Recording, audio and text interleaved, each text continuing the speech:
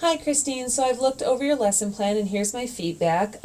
So I'm seeing a pretty big disconnect, like an alignment issue between your established goals and your direct instruction. And then a similar problem to what I saw in the last one, how the direct instruction actually isn't instructing them on a skill, um, on the specific skills you've laid out here, nor is it direct instructing them on language arts content. It's really more like directions for an activity.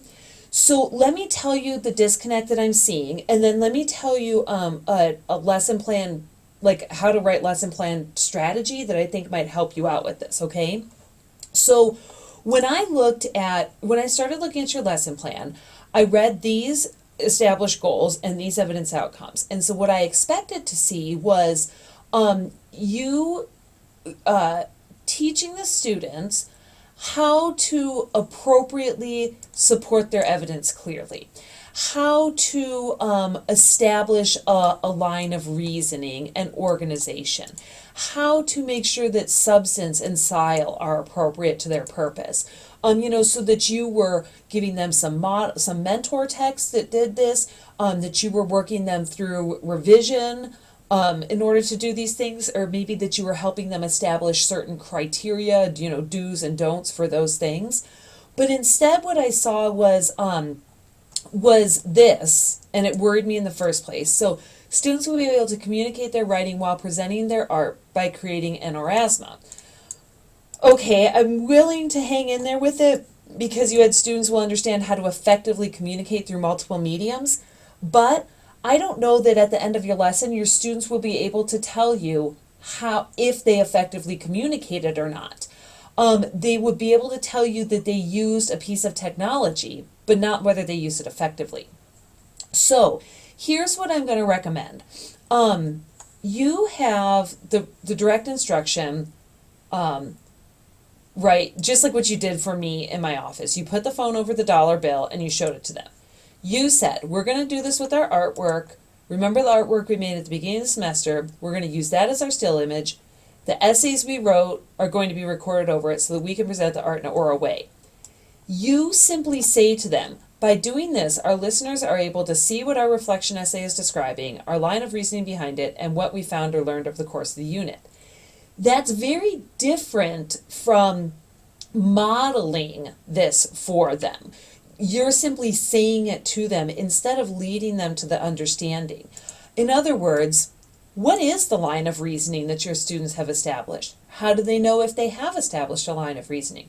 Where's their criteria for knowing if their line of reasoning is established effectively? Okay? Where's evidence for their line of reasoning being established effectively for a particular audience? Things like that, okay? You say to them that listeners are going to be able to see what the reflection essay is describing. But I don't know why, so like if I was your student, I don't know why being able to see what an essay is describing is important. I don't have any connection between that concept and this, right? Helping my listeners to follow a line of reasoning. Why does that require a visual? How does using a visual appropriately establish that piece, okay? I see that you have their verbal check for understanding. Explain to me the first step of the app, and not a verbal check for understanding about the actual skills that you want them to be practicing. I also saw that you have these whole class discussions of skills or strategies, but remember that you've got to be able to scaffold them into these questions. Simply saying to a group of high school students, how can presenting information in different ways be beneficial for an audience? How are they to know the answer for that information? Where are they to draw their knowledge? It feels to me like it's really kind of out of the blue on your part, and then that they'll be just simply speculating because nowhere in the direct instruction did you discuss this information with them. You said, how does having a visual aid along with an oral expression assist listeners? But again, I think at best your students are going to be able to speculate on that because there wasn't any direct instruction or scaffolding, okay? Again, you ask about inspiration, um, and right and persuasion, but I don't know. They're going to be speculating, and my best guess is if you were to throw this set of questions out to your students in class, you would have one or two students who are quick thinkers, maybe had some training from a different time or a different lesson, that will pop out some answers. And there's no way for you to really check whether all of your students have uptaken this information and can effectively use it. Because we want these, we want these students to have the skills that run across the spectrum, that they can be using in different venues and different classes. And if we don't know that all students understand these pieces and understand this criteria, how are they going to be able to know whether they can replicate it or not? Okay? So make sure that your guided practice, that your whole class discussion align to your sorry, while I scroll, align specifically to your established goals. And then the thing I was going to ask you to do, you did it a little bit here. I was going to ask you to put in parentheses the established goal next to the piece where you're doing it. But I'm going to ask you to do this additional kind of like metacognitive piece. Write your lesson plan like you did.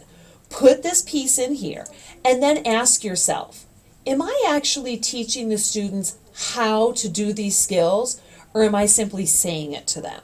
Okay? Because we want to do skills-based teaching. And maybe even that lesson that we did last Thursday would be a big help in that, right? Like, what are these skills? How do we scaffold them? Using that Bloom's taxonomy piece, okay? So do some revisions on this and come in and see me when you've got those revisions done in my office hours or at that other time that we have planned, okay? Thanks, Christine.